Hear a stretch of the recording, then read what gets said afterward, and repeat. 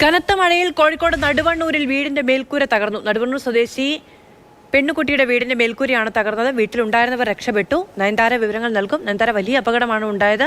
ഈ ആളുകൾ വീട്ടിലുണ്ടായിരുന്ന സമയത്താണോ അപകടമുണ്ടായത്?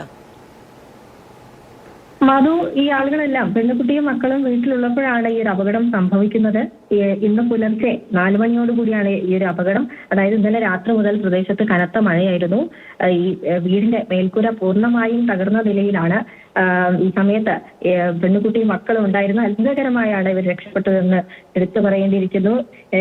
ഏകദേശം 1 ലക്ഷം രൂപയുടെ നാശനഷ്ടവും കണക്കാക്കുന്നുണ്ട്. സ്ഥലത്ത് എന്തായാലും അധികൃതർ എത്തിയിട്ടുണ്ട്. ബദൽ സംവിധാനം എന്തായാലും ഉടൻ തന്നെ ഇവർക്ക് ഒരുക്കുമെന്നും അറിയിച്ചിട്ടുണ്ട്. ഈ വീടിന്റെ മേൽക്കൂര ദൃശ്യങ്ങൾ നമുക്ക് കാണാം.